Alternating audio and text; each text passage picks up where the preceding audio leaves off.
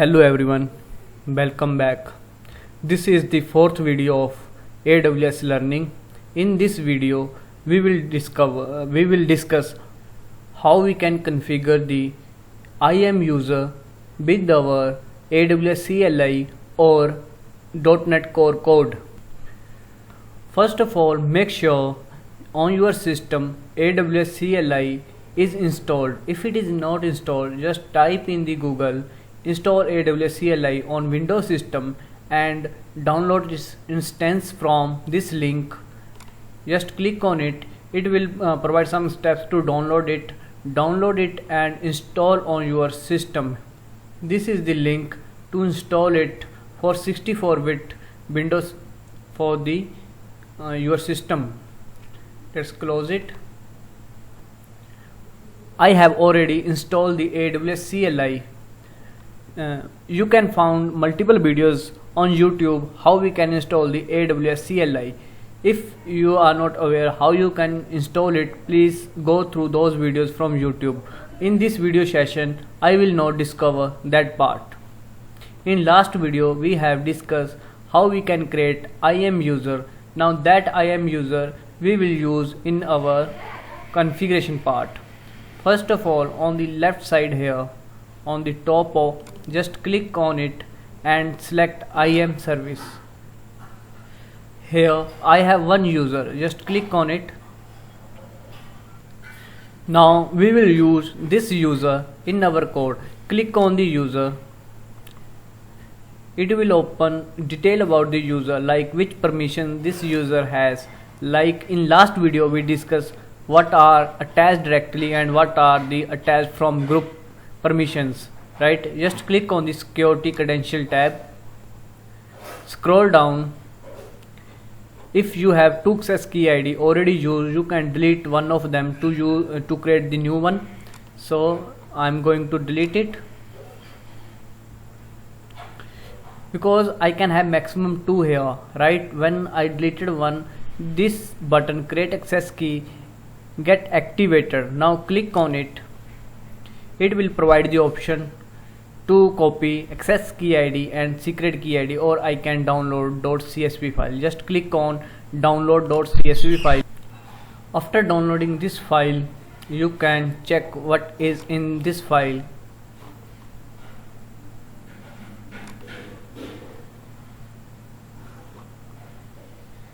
This file contains access key ID and secret key ID. Just store this file at some location so that it would not get deleted, right? Because we can have the access key ID from our Amazon console, but we cannot get the same key ID from our IAM console for the same user. After getting these keys, now just move to command prompt. You can say DOS or command prompt. Type here AWS configure and hit the enter. It will ask for AWS key ID. Now copy that key ID and paste here.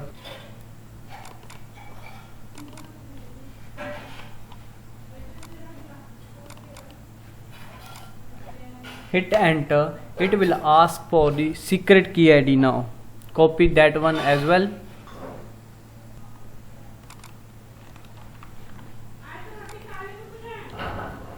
Right click and paste. Hit the enter. It will ask for region. By default is taking app south -1 region because mostly I am using it. Just hit the enter, and then output format is JSON. Again hit enter. Let's be it default here. When I will done with this type of commands which I used here, that is AWS configure and provided by key ID, secret access key, and provided default region and output here. You will see the changes at path. Just click on my computer and then move to the C drive. Under C drive, click on users, click on username, and here search for .aws folder right here. Click on it. Here you will notice at this time, today's date, right, two files get updated here. So what are these files? One file will, that is config file, it will contain the file name, and credential file will contain access key ID and secret key ID. Let's open this file one by one.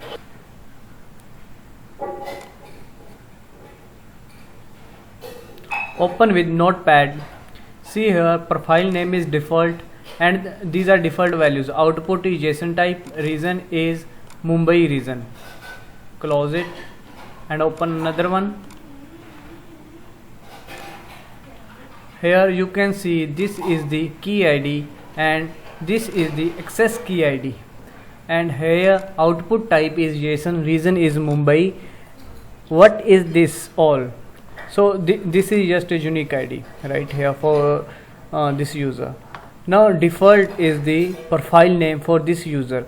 If I will put some value here, first of all our code will read this file. From this file it will get the profile name, and based on that profile name it will get the values from credentials file. I can add multiple users when like this, like we done here, right?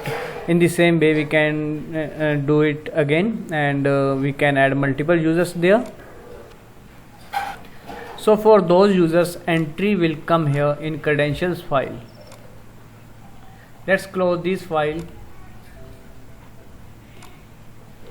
Now I will show one thing to you here. Now if I will write any command here on the command prompt to hit the AWS console for which that particular user has the access. Let's see which access this user has. Click on permissions. This user can access as 3 full access, right? So I will try to list down all the content of bucket with the command line interface. Let's try on it. Right click on it. I am just pasting AWS S3 list all the content from this bucket AWS learning. Hit enter. Now it is communicating with the console, and from there under this bucket is saying there is one folder with demo. Let's see it is there or not. Let's move to the services to S3 under the storage here.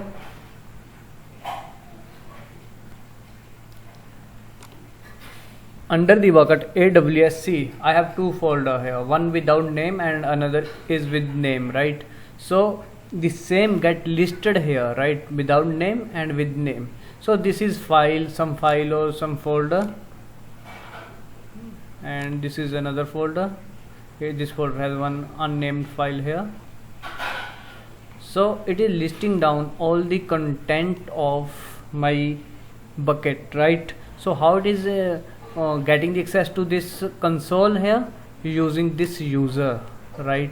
Now I will use this user in .NET Core project. How we can use that? Let's move open the Visual Studio. Here I created one dummy project of web API. Now I think it fit to this screen. Yeah, yes. See here I have this weather forecast one web API. First of all, you must remember that in case of web API application of the .NET Core, if we want to use AWS, we need to add some NuGet package there, and so that it can use AWS services. Which are those? First one, I will add directly. Just click on tool, and then from the new package manager, click on package manager console. Let's move with the UI.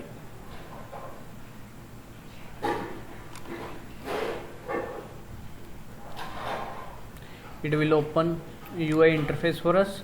Now under the browse, select it and see if this package is there, that is AWS SDK.extensions.netcore.setup.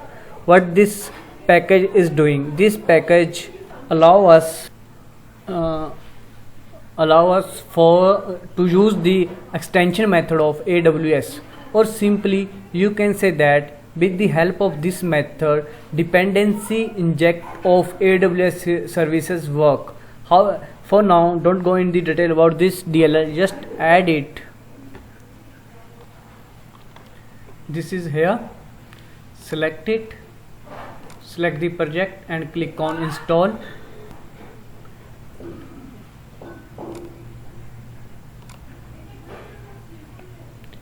It will take few seconds to install it.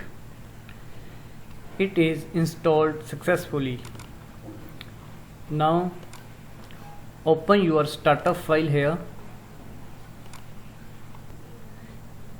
In this startup file, now it will provide some options to you,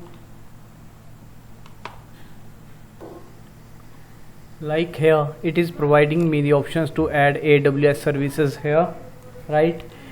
Now because of this DLL I can access this method. If this DLL not added, I can't access this method. Now it is giving error.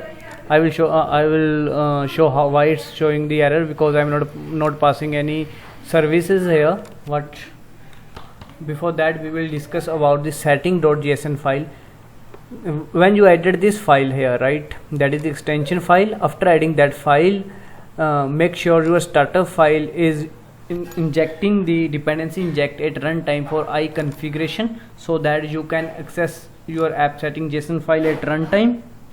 In case of ASP.NET Core, right, if you are using the DLL which we added, by default it will look for the service, that is key. It will by default is look for the key AWS in app setting.json file.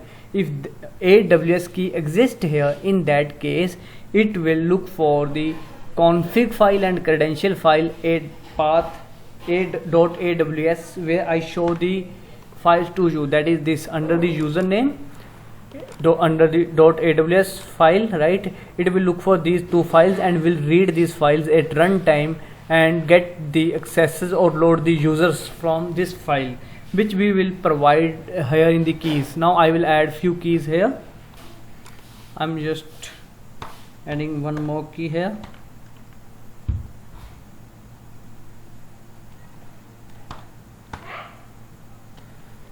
Now AWS key is added here. I provided the profile name, default and reason I can override here, but I am again providing the AP South 1, that is for Mumbai region, and also I provided the same reason as a default reason in my config files. Now when my .NET Core application will run at runtime, it will look for this file. If that DLL is added, right, and I am using any services here, I am adding like any service. If I am let's say I am using S3 here, right, services dot add AWS services, and here I am using iAmazon S3, right? In that case, what it will do at runtime, while injecting the dependency inject at runtime, first it will let me take one example here. Means when this project get ready, at that time startup file, this function will run in the starting. When it will run, in that case it will initialize all the configurations for us, right? When it will if it will get AWS key, in that case it will look for a .aws path, and from there it will read config file and credentials file and will initialize the AWS object, that is iAmazon object. It will initialize for us, and we have no need to provide any other configuration or secret key anywhere like we were doing in .NET Core. In .NET, but in .NET Core we have no need to worry about those things. Automatically with the help of dependency inject, it will happen. It will initialize everything for us. Now I am just adding this key in app setting.json, and now I will add S3 SDK to this project, so that when I will run this project, at that time I can inject iMagine S3 to any controller. For that, first of all, might be you are getting confused here. Let me, when I will complete it, you will get the full idea what is the exact meaning of it, right? Why we are adding the configurations in the files, then why we are adding some key inside the app setting.json file, and then I am adding some SDK for any service. I will go with the iMagine S3. Now just move to the NuGet solution, or you can open it from the tools, click on NuGet package manager and open the package for solution. Just type here AWS SDK.S3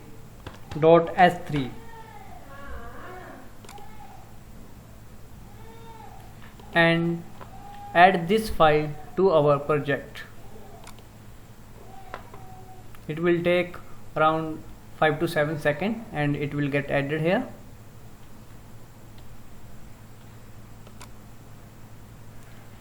It is added successfully.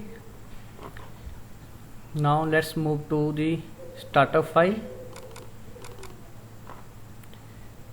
Here just add iMagine S3 reference.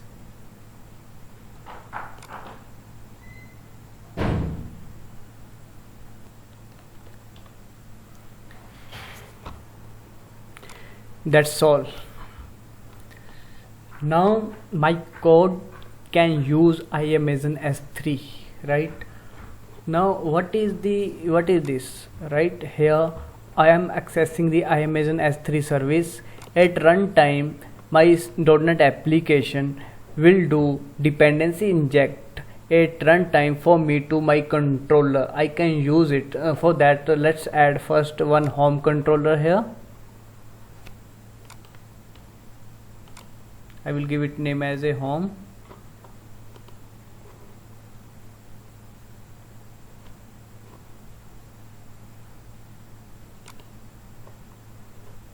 Select API controller, click on add.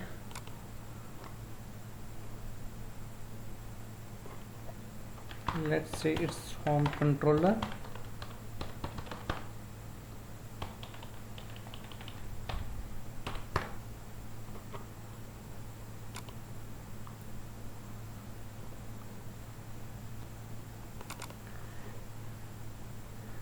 It is added here, right?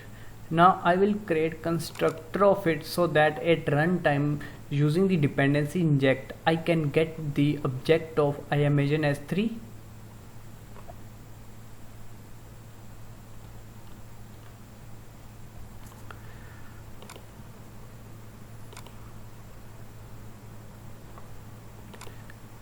Let's resolve the references here. Yes. Here I will not call this controller from anywhere. Only my .NET Core project will call it internally, and at runtime it will insert or inject the object or references of iMagine S3 to my this home controller. How it will happen? Because I have added these services here. Now which user it will use? Which I added using the AWS configuration here, right? If I want to, suppose I have two users in my credential file, one is default and another one has some another name. In that case, I can change the name here. I am getting default profile here. If I want, suppose I have any profile that is with the name developer, right? In that case, I need to use the same name in my config file as well as in my credentials file.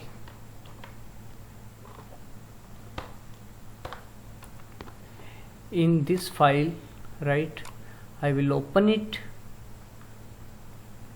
and I can change the name in this file.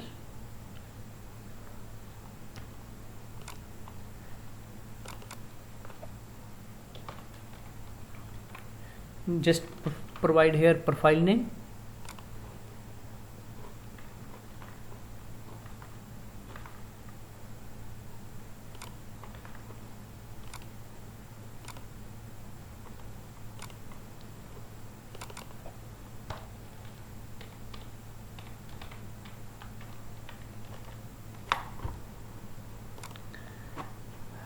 right?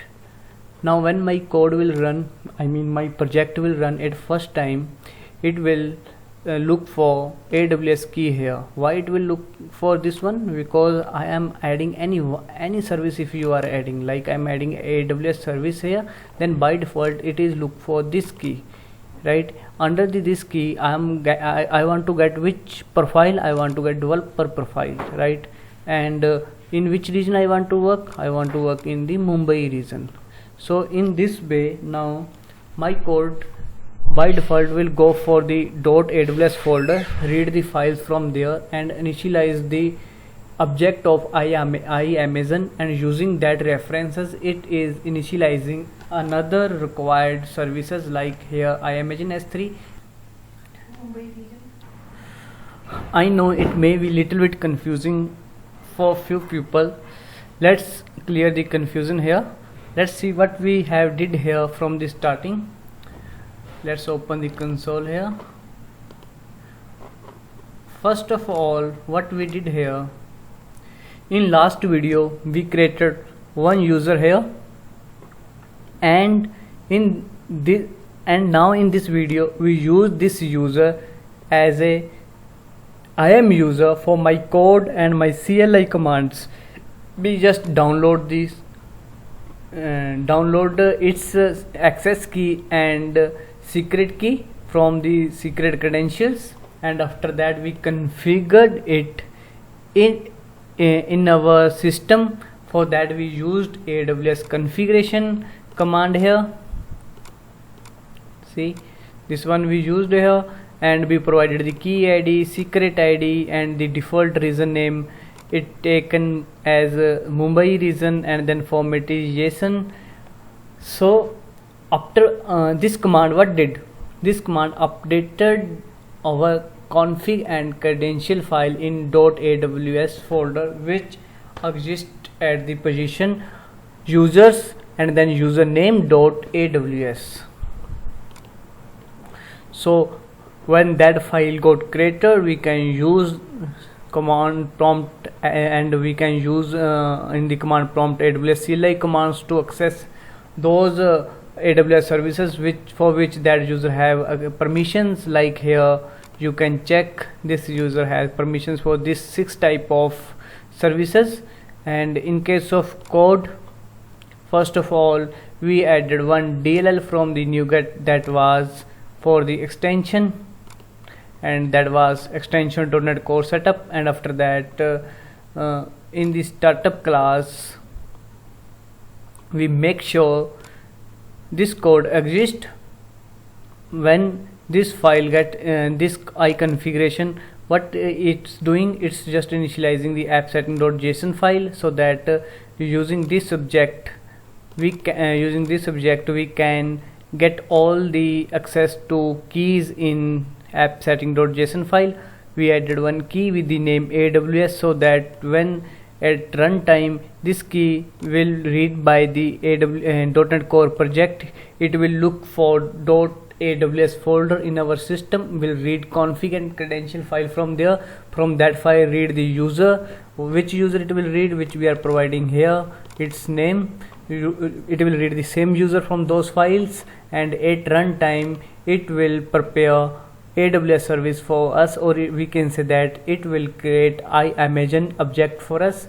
And now we added one service for demo here, that is iAmazon S3. For this one we added NuGet package awsdk.s3, and at runtime when this code get execute here, it is initializing the iAmazon S3 and doing the dependency inject for us to all the controllers where it is passed in their constructor, like I passed here. Now that object of iAmazon S3, or you can say that its interface, its reference will get create and it will pass here in this controller.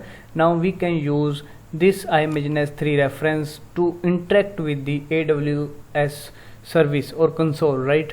To deal with the bucket, to upload file, download file, we can use this S3 client object now. So this is all about how we can configure a IAM user inside our code, or how we can use it with .NET Core code. In next video, we will look how we can use iMagine S3 object to upload file, to create bucket, to delete folder and other type of operations using S3 client. So everyone, if you guys have any question, you may write in the comment box and you can provide your feedback on it, or you want any detail about any service, you can post in the comment. I will go through it and will check on it. Thank you everyone. Bye bye.